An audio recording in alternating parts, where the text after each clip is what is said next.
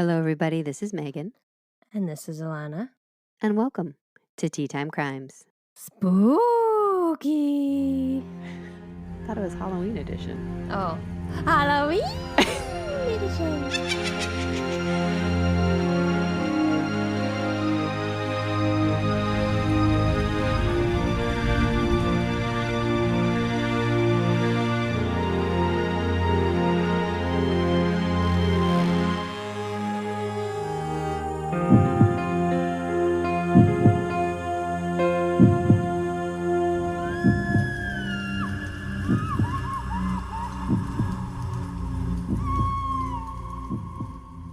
Hello, how are you doing? Doing fine? We are back at our usual setup. Yeah, we are no longer staring into each other's eyes. You really loved that direct eye contact while you were here. That was intense. It was intense. Well, do you have something to tell everybody? Not really. I saw a post on your Facebook that seems like maybe you do have something to tell us. Okay, so look, it's not our fault. It is. It's not. Okay, look.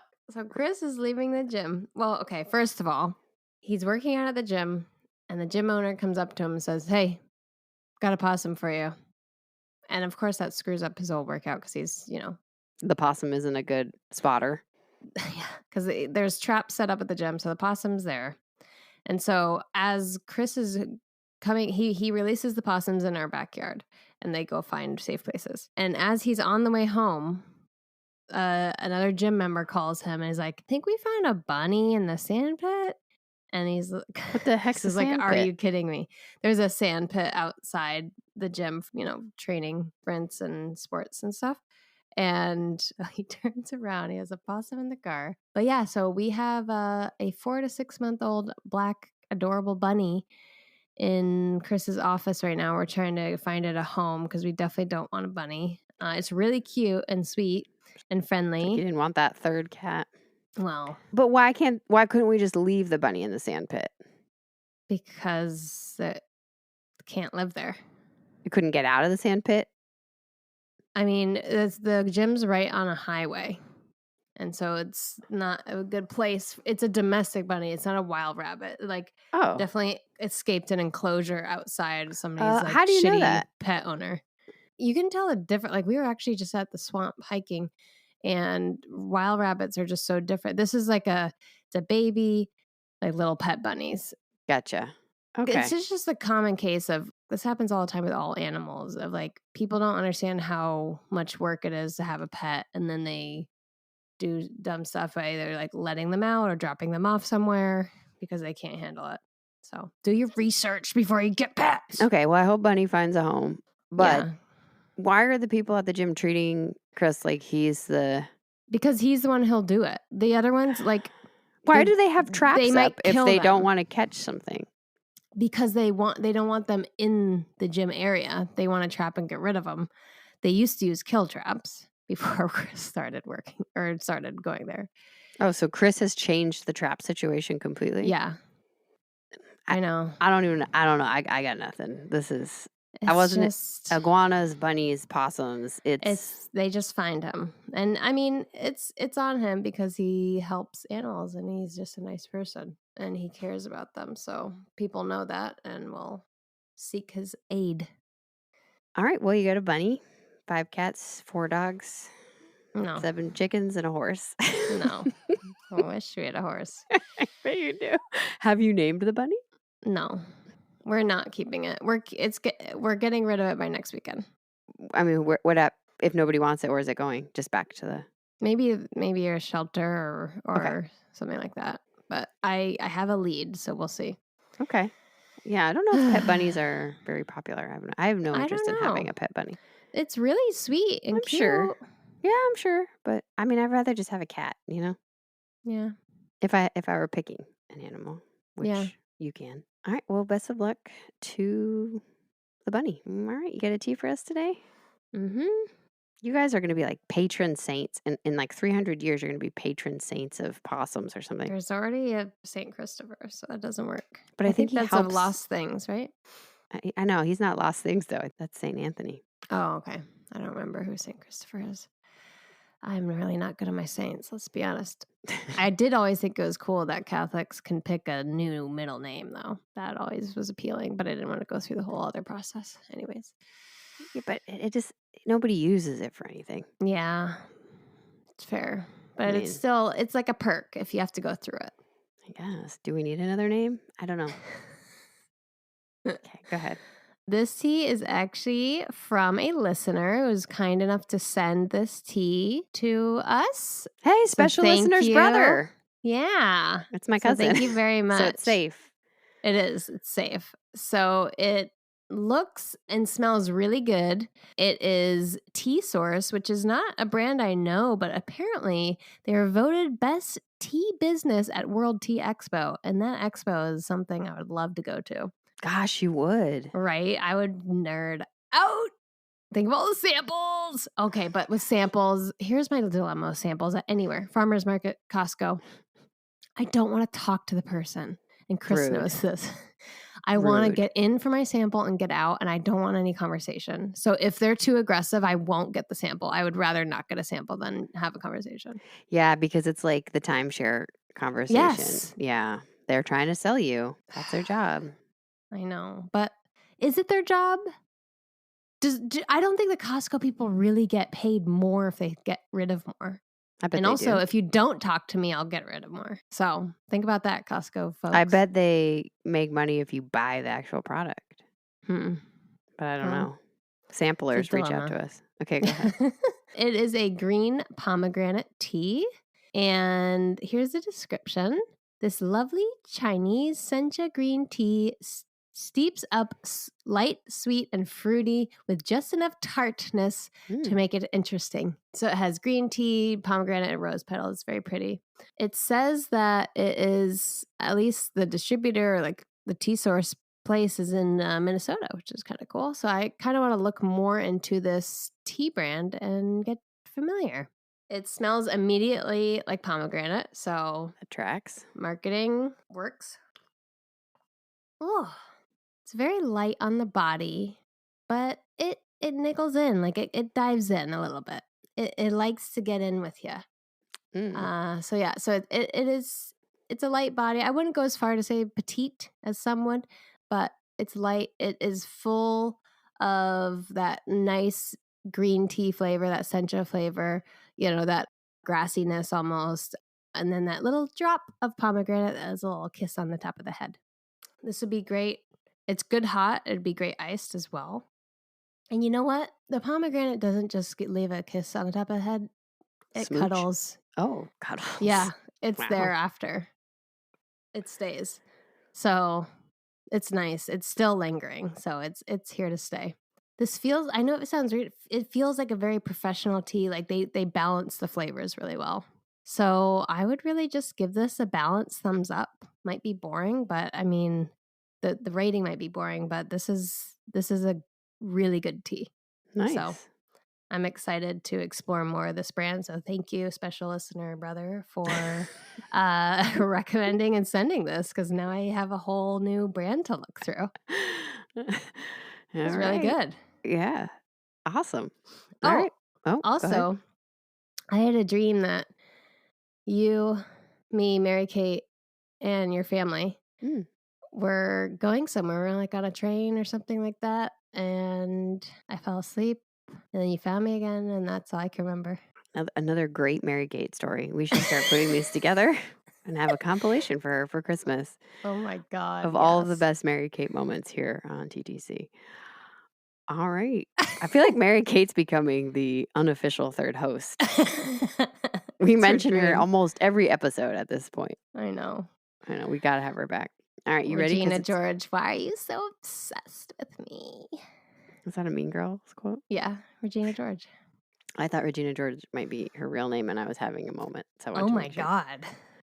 Mary Kate was just her stage name, her harp name. I mean, it'd be a good harp name. I guess. I don't know. Anyways. All right. Spooky season time. I keep forgetting that we're like going to spooky every time. I know it's October. 5 dang Tuesdays in October, so you get an extra one. Tell me. Well, that's over dramatic. But in November of 1892, a woman by the Okay. name of Lottie A. Bernard of Wow. Detroit checked into the Hotel Del Coronado. And to this day, guests who stay at the resort will tell you that she never left. Nope. Yep, buckle up. Pass. The Hotel Del Coronado, also known as the Del, is located on a peninsula in San Diego Bay. It began construction in 1886 after Elisha Babcock Jr. and Hampton L. Story purchased the property. Alicia's a man. I thought it was this real progressive woman Can for a you moment. spell the name? I knew you were going to ask. Elisha. It's What? yeah. Where does that he's a come from? gentleman. It must be a family name because he's a junior. I thought this was a real like woman's power I need to dive movement, into but the etymology there. I don't think we need to. Anyway, Yeah. Babcock and Story purchased this land, which was over 4,000 acres, for Wow. $110,000, Jeez. which I know was a ton of money at the time, and most people wouldn't have had it. But just to think about it in present day blows your mind. Yeah. The San Diego area had started to grow immensely because of the railroad, and the two men saw this opportunity. They hired the Reed brothers to design the hotel, which was designed in this really beautiful Queen Anne Victorian style. Ooh. And to build it, they had to float from San Francisco. They had to float down the lumber on rafts so that What? they could build the hotel. Oh my God. When they were finished, it is this beautiful property right on the water, 400 guest rooms and 71 bathrooms, which was huge for that time. That's a lot of Wow. bathrooms. I know you That would is a think, lot of bathrooms. it's an apples to apples there, but in this day and age, 71 was a lot. They also had 1 acre left of just pure gardens at the hotel, and they hired Kate Sessions to design it, who was this well-known, I don't think landscaper wasn't fancy enough a term for this lady, but she was well-known and she did a beautiful job. In 1890, John Spreckles purchased the hotel. He made his money off of sugar. It was so popular by that time due to the San Diego weather, and the ability for people to get there during the winter. Spreckles created Camp Coronado. South of the hotel, it was this piece of property that wasn't used for anything, and he put up tents. Huh. It's like this little tent town. So people who couldn't afford the resort could come stay in these much more affordable tents, but still enjoy the weather, still enjoy the grounds. Got it. Right? And get to spend time in San Diego. So it was a very upscale resort. In the fall of 1892, the staff is immediately intrigued by this guest, Lottie A. Bernard from Detroit.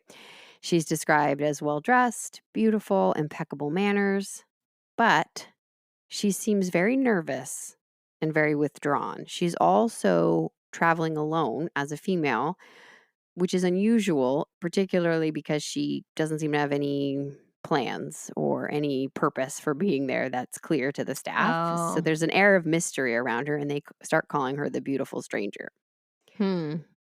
Now, the hotel clerk at the time, A.D. Gomer, spoke to Lottie the day after she checked in, November 25th, and she explained that she had recently come from Orange, California, and she'd had her bags checked to San Diego, but her brother had the claims tickets. She was wondering how she could possibly get her bags without the ticket and said, well, never mind. My brother's supposed to come today. My brother, M.C. Anderson, is a doctor, and I haven't been feeling well, and he's coming to take care of me today. This is the first of many times that Lottie will speak of her ill health.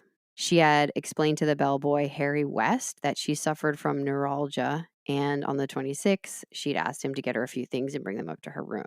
Lottie also told the housekeeper that she was ill, and on several occasions asked the housekeeper to draw her a bath. What's neuralgia? Neuralgia, I think it's different kinds of nerve pain. Okay. I don't know the specifics. It almost seems to be paired lots of times with rheumatoid arthritis. Okay. Taking a bath at that time is unusual. Think about it. Because everybody's stinky. No, not because everybody's stinky, because they don't have the luxury of doing that in a lot of cases. Ugh. I mean, because of that, people might be stinky, but taking a bath is such a luxury. That's why, if you're going to go back in time, go to Japan, where they take bathing seriously. I mean, I'm sure not everybody could, but bathhouses were a thing, Anyways. Taking a bath wasn't a common thing. It's not necessarily believed that taking a bath was a good thing for you. Today, if we're sore, we don't feel well, get a hot bath and, Right. take a Put some rest. But Epsom salt in.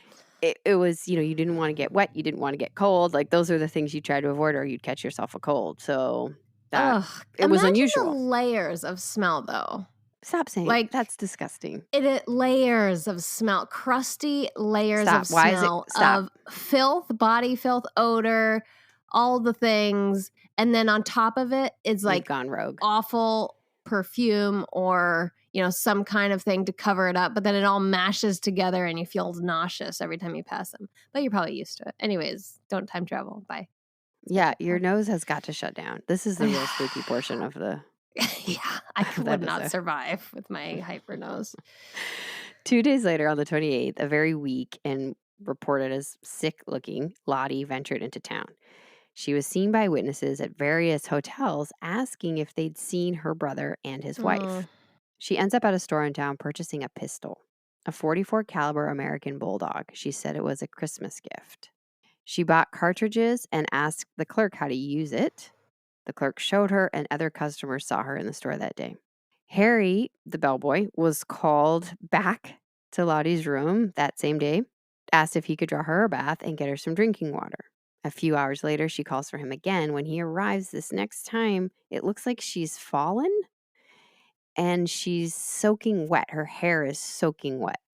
And she asks for his help in drying it. And now, again, it's unusual to see a woman in that time period with soaking wet hair. It's not something that, obviously, it's not happening all the time, for starters, because they're not showering as often. But then you're not going to show yourself to anybody until your hair's dry. She also asks for some alcoholic beverages. This is weird.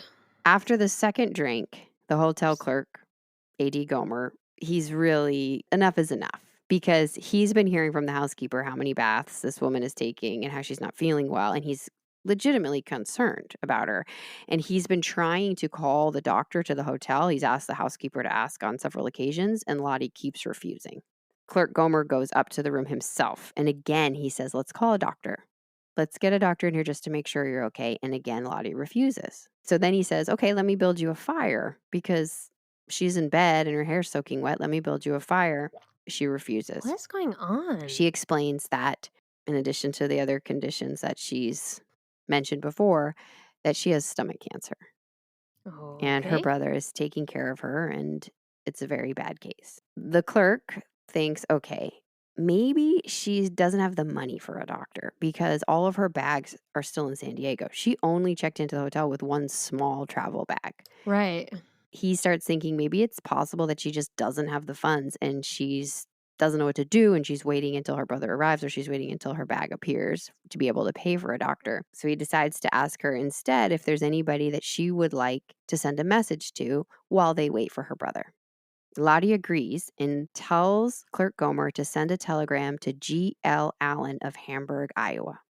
Later that night around 8 p.m., Lottie finds Clerk Gomer again and asks if anyone's answered her message. Nobody has. Another hotel employee sees Lottie outside on a veranda after that conversation, but she's on a veranda that is on the opposite side of the hotel where her bedroom was, which is a little odd. Yeah.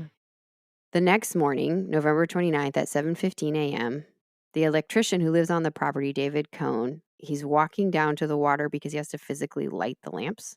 As he's doing this, he notices Lottie Bernard's body on the steps leading to the ocean. In a pool of blood, a gun next to her. Cohn runs to the hotel for help. He doesn't approach the scene. The coroner's called. They arrive. That same morning that the body was discovered, a telegram was received in response to Lottie's first message, and it was an approval for the hotel to charge $25 from a bank in Hamburg, Iowa. In an attempt to notify Lottie's family, her room is searched. What is found, everything from here on out doesn't make sense. So, hang on. Letters were found in her room addressed to Lottie Anderson, as well as an invitation signed by two play actresses, Louise Leslie and Lillian Russell, inviting Anderson to the Hotel Del Coronado. The name Frank was written 4 times. On a piece of paper, the words, "I merely heard of that man, I do not know him," were written. Lottie had cash on her, The amount of cash is up for debate, but it's believed to be about $16, which would be $500 today. So she had enough money. Wow.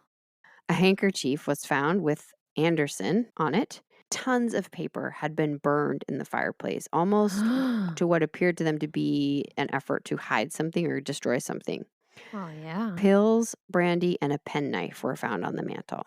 The autopsy revealed that Lottie most likely died between midnight and around 1 a.m. from a gunshot wound to the right temple. Based on her behavior, it was ruled that the gunshot was self-inflicted. But here's where the story just unravels. Of course, the hotel is attempting to notify next of kin. They reach out to a John Bernard of Detroit because remember, when you sign in, you sign the book, you sign your name and where you're from. Okay. They find a John Bernard in Detroit whose wife's name is Lottie Anderson Bernard. However, Lottie Anderson Bernard is alive and well What? and in Detroit. It's not her. The papers have been reporting on this story, and another family from Detroit comes forward asking if it could be their missing daughter, Lizzie Wiley. Oh. Lizzie fits the description of the mystery woman right down to 2 moles on her cheek. Wow.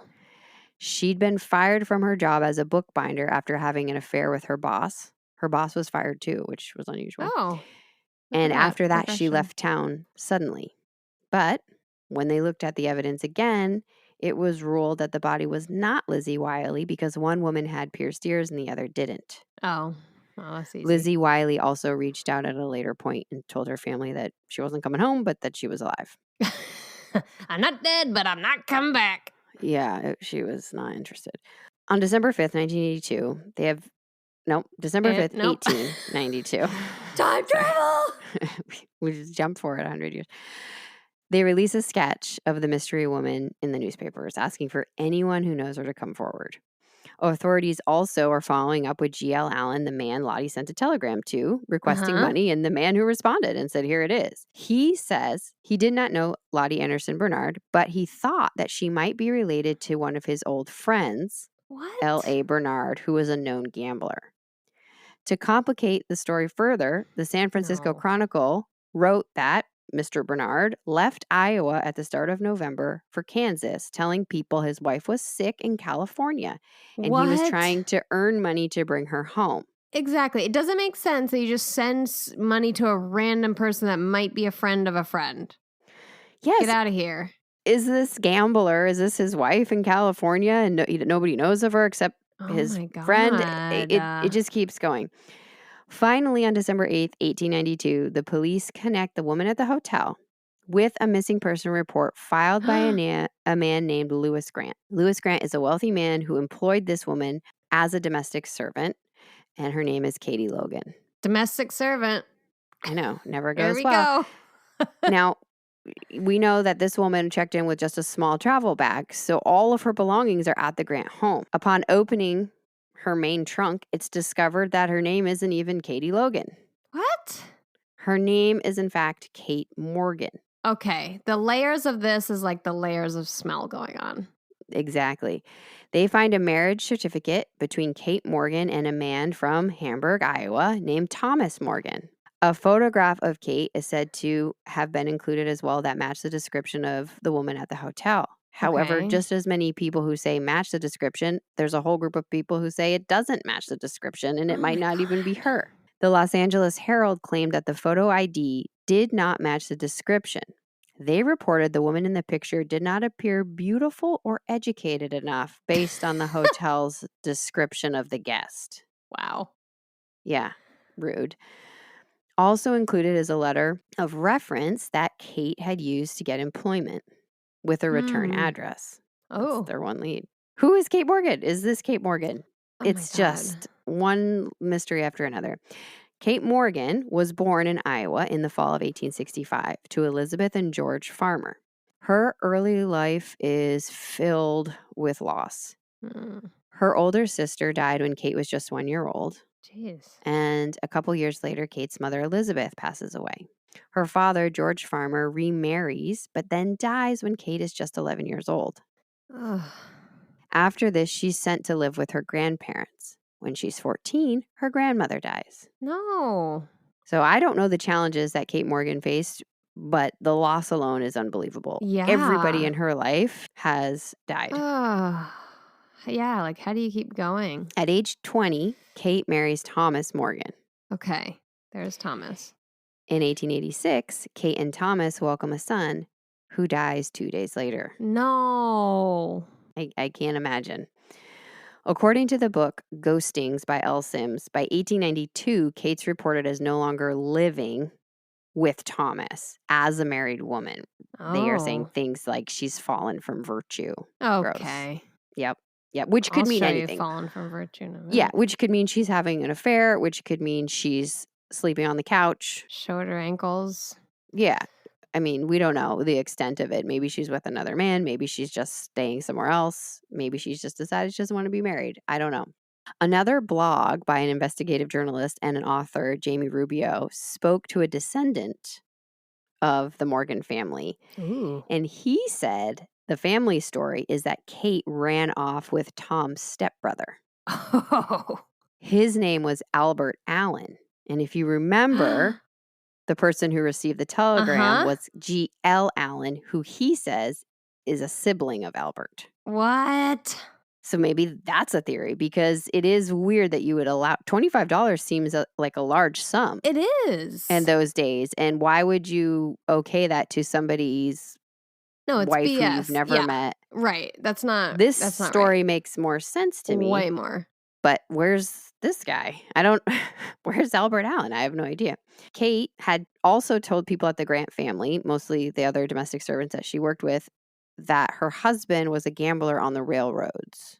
Is she talking about Thomas Morgan? Is she talking about Albert Allen? Is this just a lie that she said to explain why she was not with a man? And it's up for debate what Kate did at this point. But one version has Kate leaving Iowa and her husband, whoever that is, her boyfriend, and going to California to stay with a paternal uncle.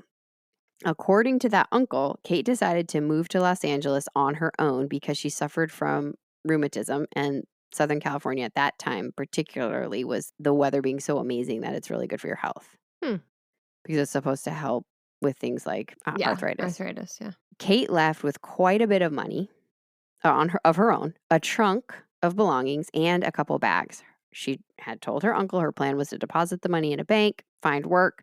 Her uncle wrote her that letter of reference that I mentioned earlier. Okay. All of this was found at the Grant house. Almost immediately upon arriving in LA, Kate sent word to her uncle, said that she'd found a job. It was with a different family at first, the Whitney family. But in the fall of 1892, Kate is then working for Lewis Grant, who is a wealthy man. He's a railroad contractor. So that's how he made his money. Not long after working for Grant, on November 23rd, 1892, Kate left the Grant home with one small bag and said, "I'll be back tomorrow." For Thanksgiving. That's accurate, but Thanksgiving wasn't as big a deal. I figured. In those days, they said, yeah. No Macy's Day Parade. Then she checks into the Hotel Del Coronado, which is a 2-hour train ride from Los Angeles. Yeah, it's a beautiful train ride. And she gives her name as Mrs. Lottie A. Bernard from Detroit, and she's escorted to room 302. When Kate did not return, the Grants reported her missing on the 25th, which I was actually super impressed about because, sometimes they wait forever. Yeah. That's interesting to me that they felt compelled enough to report her as missing. That must have been very unusual for her not to do what she said. And it's so much harder to find people those days, like reach out. In addition to finding the marriage certificate and the photo of what may or may not be Kate in the trunk, here's where it gets really weird. They also find a tin box with the name Louise Anderson. Okay, cut it out. Scrawled across the top. I've seen Louise or Louisa. Several pictures are included. Photos of 2 men, one who seems to be in his 50s and another in his mid-30s. 2 young boys under the age of 10. 2 girls under the age of 2. And the names on the back had been erased or crossed out. A small lock of blonde hair was found with the name Elizabeth A. Morgan. Her mom. And on the back of the picture of the older man, the word Visalia had been written. Oh, Visalia. My dad would go up there for ham radio meetups. Yeah, it's a town south of Fresno. Yeah, that's so funny. I mean, I don't know if it means anything else, but it is a town in California. Yeah. So who the heck are these people? That's her family, her dead family members. She doesn't have that many kids. She's not Brothers, sisters brothers and sisters. who died She in the didn't. She only had past. one sister who died. Who died, yeah. And they would, well, yeah, it wouldn't make sense if there'd be 2 girls. And who are the men? It's very confusing. Eventually, Thomas and Kate's grandfather are notified of her death. Her grandfather sends a telegram. Now, remember, you have to pay by the word, but still. Okay. It reads, Bummer. Your telegram was received regarding Kate Morgan, née Farmer. Bury her and send me statement. J.W. Chandler. Yikes. I feel like he could have went a little stingier on the first sentence. Like, received. This sucks. Bye. I mean, there is no interest in being present. Yeah. For the funeral of, what is his granddaughter? Mm-hmm. Anyway, Kate Morgan was buried on December 13th. No family attended her funeral. Oh my God. Not even the uncle? For years, her final resting place was without even a headstone. Jeez. Later on, a man by the name of Alan May, a researcher who became interested in the case after he stayed at the hotel, bought a headstone for her grave. Oh, that's kind. Those are expensive. Now, no members of her family, no one at the hotel, no strangers gave any reason as to why Kate Morgan left her job one day, checked into this upscale hotel. No one knows who MC Anderson is. Everything about Kate Morgan is still very much a mystery. Yeah, we need it to be like resurface as a case again with more, I don't know, not smarter people, but like, I don't know, figure all these connections out. Well, there's a lot of theories, and you'll see that in the theories that no investigation was done at all. And I think if they had just looked into it a little bit, I think we would have had some answers. But to this day, Kate Morgan's room is the most requested room at the hotel. Weird. Due to its paranormal activity. It is now room 3327. Remember, she was originally in a different number. Yeah. So it's not even her room? No, it is. They just renumbered the rooms. They added on to the hotel over time, and so now there are more rooms. Lights turn off and on, doors open and shut, objects move off the shelf without breaking. Yes. Guests report feeling someone touch their cheek as they are asleep. No. The initials KM or LB have appeared on the ceiling more than once, and the staff has had to paint over them. Bull. Show me a photo. Guests have reported the covers being pulled off them in the middle of the night. They got hot. Guests they actually feel them being pulled off. It's not like they wake up and the covers are off. They're doing it. Why are they doing it? Guests have reported there are things being moved. You know, they line up their shoes under the desk. They're thrown across the room in the morning. It's cleaner. She's coming in the middle of the night and chucking shoes across the room and then saying, leave me a tip. Yeah. She sneaks in around 2 a.m. and just chucks these She's got to get the chocolate mint on the pillow, okay? You're For not a little sense. Delight. I'm going to fight everything of this paranormal. Kate Morgan has been seen on multiple occasions. Oh, it's just baloney. One guest who, just like you, does not believe in this, woke up in the middle of the night. They needed a glass of water. They got up. Everything's dark in their room. And they're looking outside. And they see a woman dressed in period clothing staring into their window. They freak out because they're staring into their window. They realize they can't see inside because all the lights are off.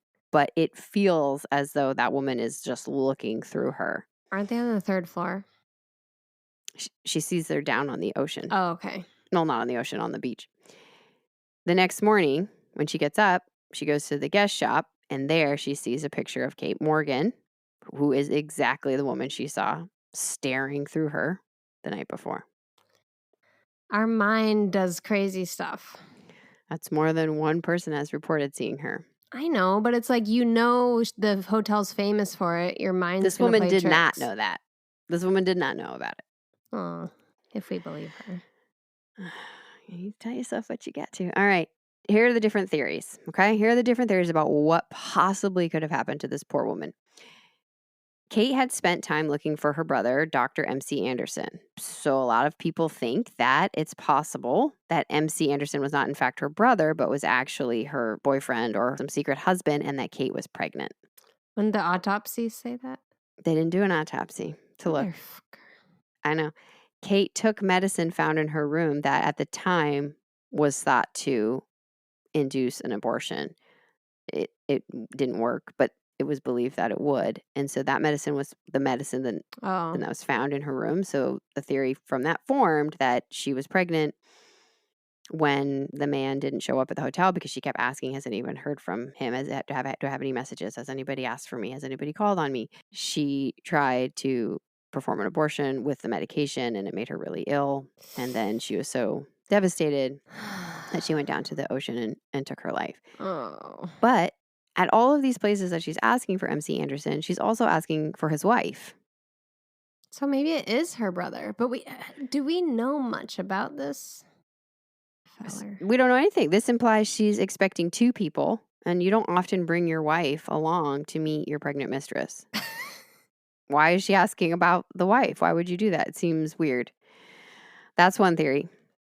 Another is if Kate was expecting a couple, she's expecting MC Anderson and his wife.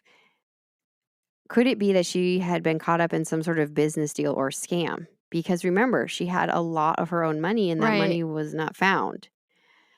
There was a Dr. Anderson who lived in Santa Barbara at the time Kate was there, and the wife placed ads for patients as well, and as billing herself as a holistic practitioner, particularly treating neuralgia, which Kate was what she said she had when she first arrived. Could Kate have been seeing them? Are these even the same Andersons? Was she involved in some scheme? They would place ads in LA and visit. Okay. I mean, at the time, too, you can kind of get places differently. Like you go and stay somewhere for the summer or you go and stay someplace for the winter. Could she have been caught up in some sort of scam where they were taking advantage of her and she'd given all of her money to them and she was waiting for them to come back and treat her? That's another theory. Or did she invest with them and they took her money? Is it possible that she lost everything she had financially and she couldn't deal with that? Was this some sort of catfishing scheme? Another theory is that Kate herself was some sort of con woman. That Kate and her husband Thomas would pose as brother and sister, ride the rails, and con gamblers. She would flirt with them. She would distract them. Thomas would win all the money. Somewhere along the line on this con-filled journey, they get into a fight or Kate finds out she is pregnant.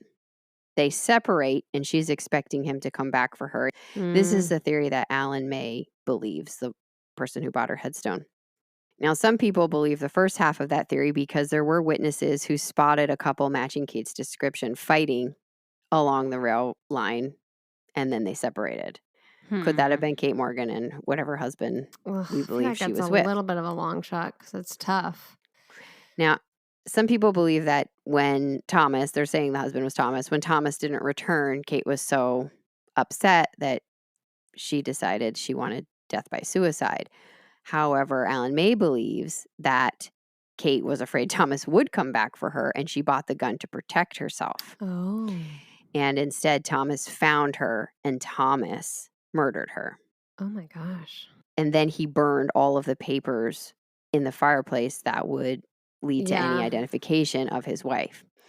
Now, the theory of murder is supported by the fact that the bullet did not have an exit wound or powder burns on her skin. This is atypical for a shot from close range. For the bullet to stay lodged in her brain, she most likely would have had to have been shot from a distance. Oh my God, you're right. Because back then, well, I don't know details of this, luckily, but I wouldn't even think of powder, but you're right. If that's happening so up close. Yeah, they're saying there would have been powder burns on her skin and there would have been an exit wound if she herself had held the gun. Because it had more power closer up. Yes. Than far away. Got it. Yes. Some sources say that the bullet was also a different caliber than the gun that Kate had by her body. So there was just no investigation done. None. Like if this happened 100 years later, it'd be a much different story. That's what I'm saying. I wish someone resurfaced the case. If they'd put in 20% of effort, I feel as though we might have some leads. We don't know who these people are. Like, it's just, there's so many loose ends. There's so many strange things that don't add up. These are all plausible theories. That's what makes it even more frustrating. You can see a path through each one. She became pregnant and was just absolutely devastated because that means a lot for a woman in the 1800s. She was conned by two people because think of how easy it was to con people in Oh, those yeah. days. Oh my goodness. Or she was murdered. All of them are very plausible. Now, to add to this, not to help it, another historian by the name of Richard Carrico thinks Kate Morgan and Lizzie Wiley actually met each other and switched places at some point. What? Which is why she had so many things from the Andersons, because that was a name in Lizzie Wiley's family, and that Kate is not actually the body that's buried in that grave, but in fact it's Lizzie, as they originally suspected. Feels like a stretch. Why does she have all that stuff about the Andersons? Why is that the alias that she used? It doesn't make sense. There seems to be no connection to the Morgans and the Andersons. Why would she have that tin box? Yeah.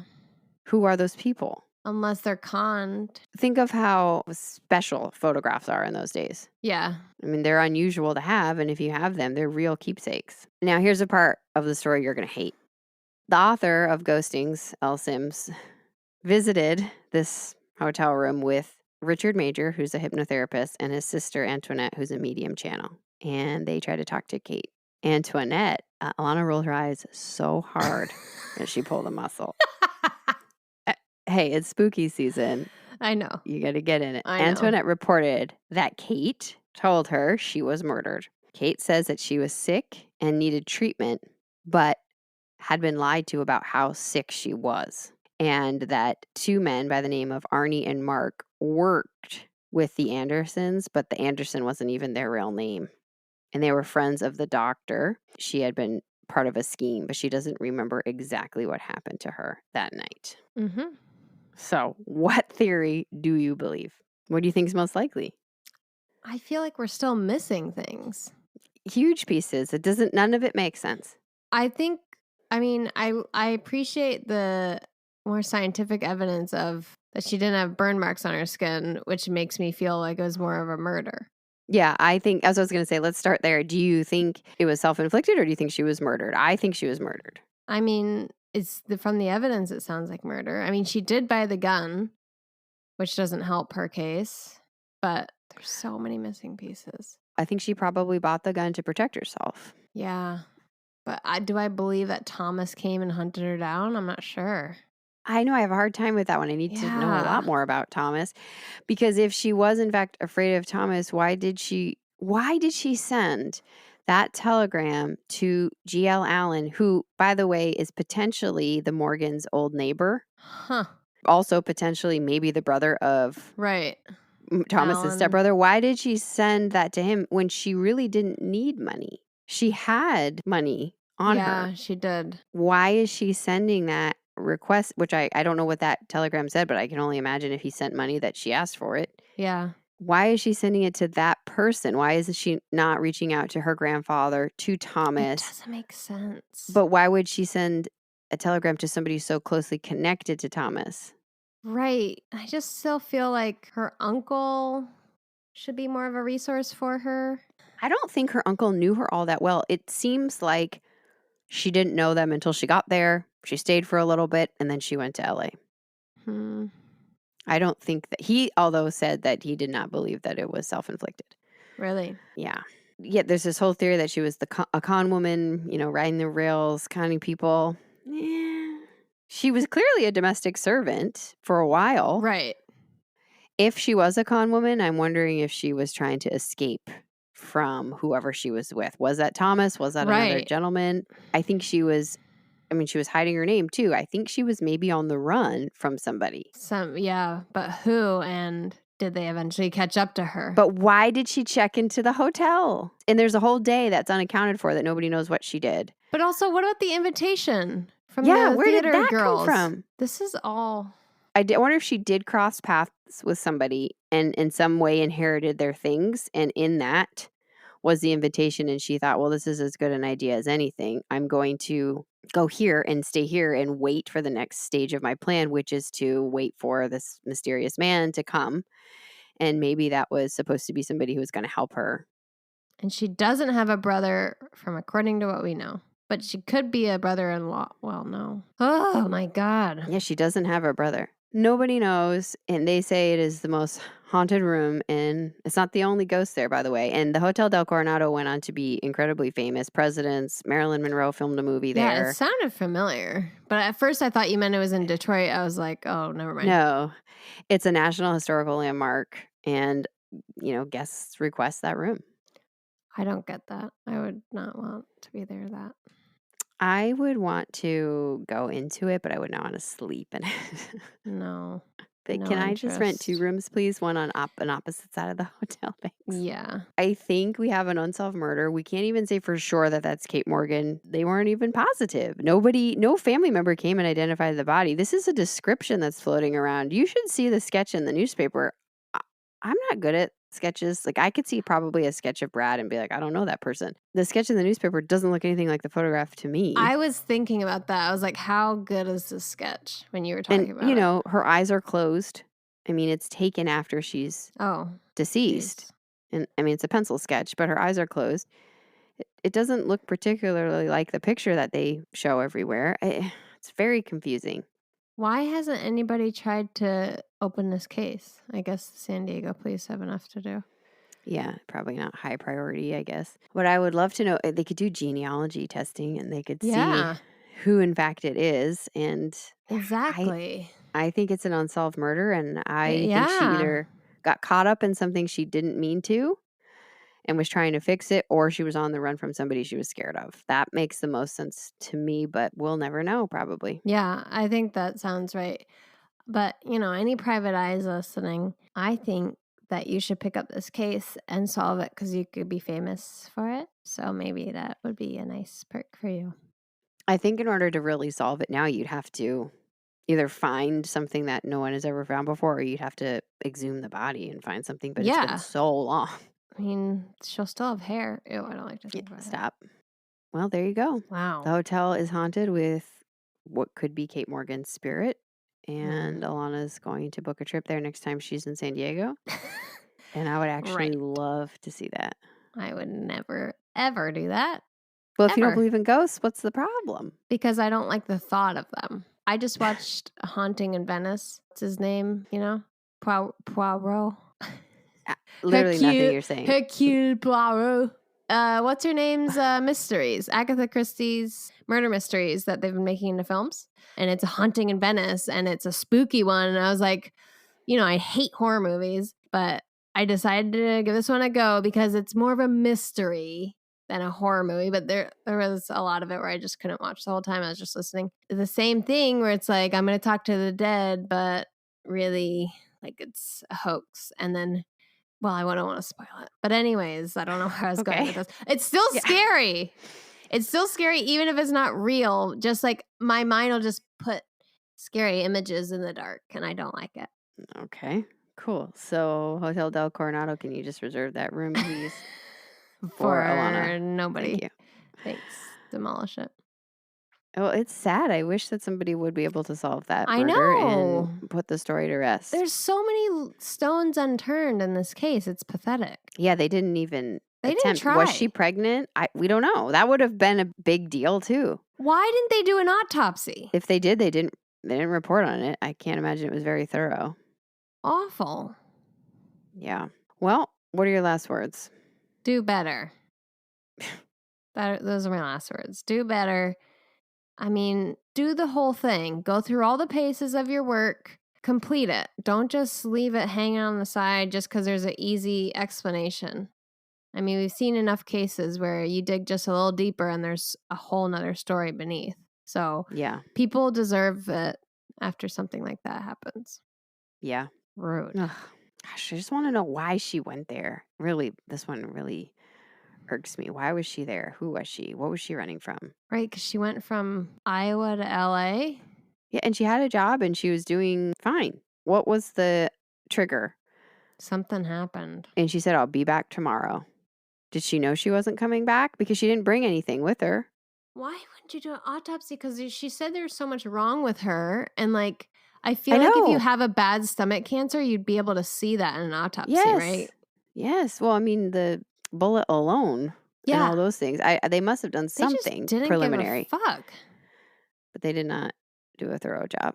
I mean, it feels like her family didn't care either. It's as if her leaving her husband in whatever that situation was, whether or not he was a saint and she had an affair or he was terrible and she was running from him, that was shame enough Yeah, that they her didn't care. family didn't want anything to do with it, which is so sad. Ugh, really terrible. Yeah, well, I hope if it is Kate Morgan, I hope that she finds peace and I hope that someday this case is solved. Yeah, it could be you. It won't be us, but it could be you. Yeah. All right, well, who should listen? Private eyes. Police. Wish Kate Warren was in the building. She'd get this Oh my God. fixed Yes. in no time. Private eyes, policia.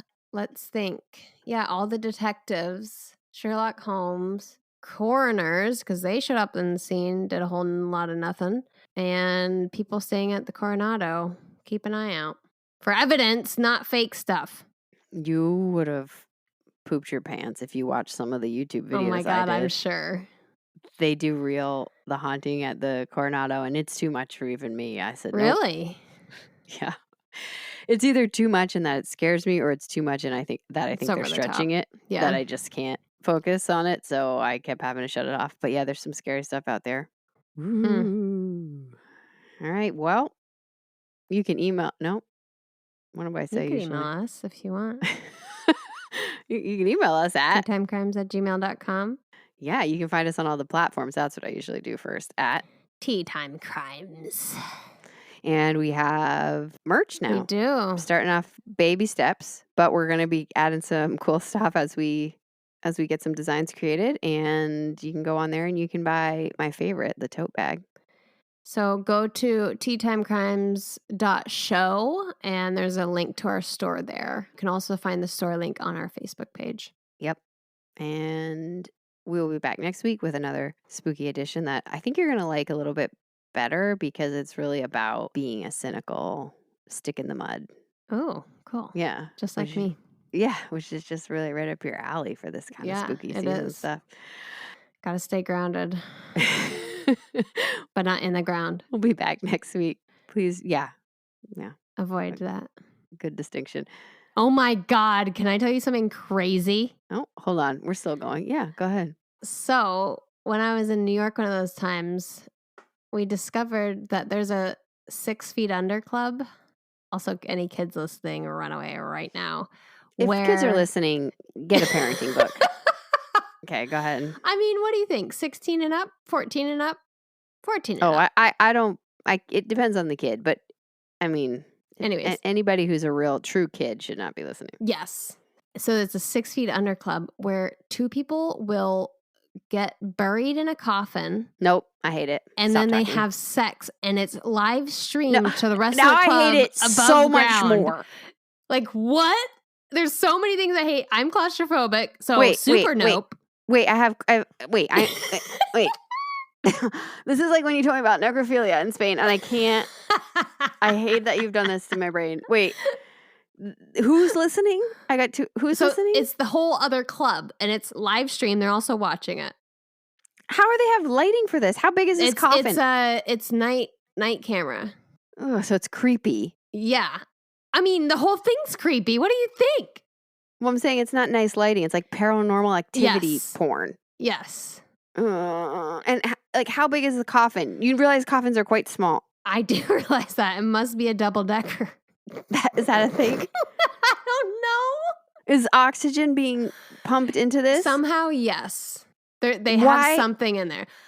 Why? The whole thing was like their motto's like, God, what was it? It was they were trying to like make a statement. What's the statement? Hold on, I can't remember. What is the statement? The statement's something about like turn society on its head. No. We watch this intimate act in a group of public people while the intimate act underground is happening privately, but it's being like, I don't know, it was a whole thing, but I wasn't. That's a really long motto, and they should probably cut that. Get the Twinings copywriter. I'll cut it. I mean, I just want to say, I understand people can do what they want to do, and it doesn't sound like anybody's being injured. So no, yes, it doesn't. Do you? But I'm so well, do the other person. freaked. Yeah. Do you and the gentleman next to you in the coffin? But I'm so creeped out by everything you just said. You're welcome. Happy personal spooky season. Oh, yeah. How did you end up? You flipped the script on me. I did. You've made me more upset than you've ever been at any point. You know what? That's it. I'm not done yet, and I'm going to get a real bad one. Nope. Yeah. No, this is payback for many episodes. Stop it. I just don't now understand you know that why. Exists. They're making statements. But why does the coffin have to be actually buried? I think it's a whole symbolic thing. I don't know. Can't you just be in the coffin? That's what I would think. Or in the cemetery? Well, I wouldn't want any of this, so no. No coffins, no cemeteries, no public watch groups. Are you making this up? I'm not. I swear on Noke, I'm not making this up. Oh, she swore on Noke. That means she's serious. Don't send me a link. Okay? Everybody, do your thing. If you're part of this group, I wish you nothing but oxygen and a good time. But I don't want to hear about it. God bless you. Okay. I gotta get out of here. Anything else? No. Goodbye. You're the worst. Maybe we'll be back. This might have ended it for me. I just remembered that titty. Oh.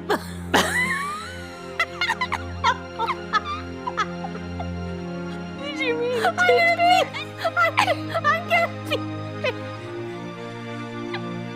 I can't pee. Dude, I meant I thought we were making it through an episode without saying teats, and you had to end it. Tidbitty is what I meant to say. Tidbitty isn't a word. It's tidbit. I know. Oh my God, I'm crying. Okay, we just have to leave now. Goodbye.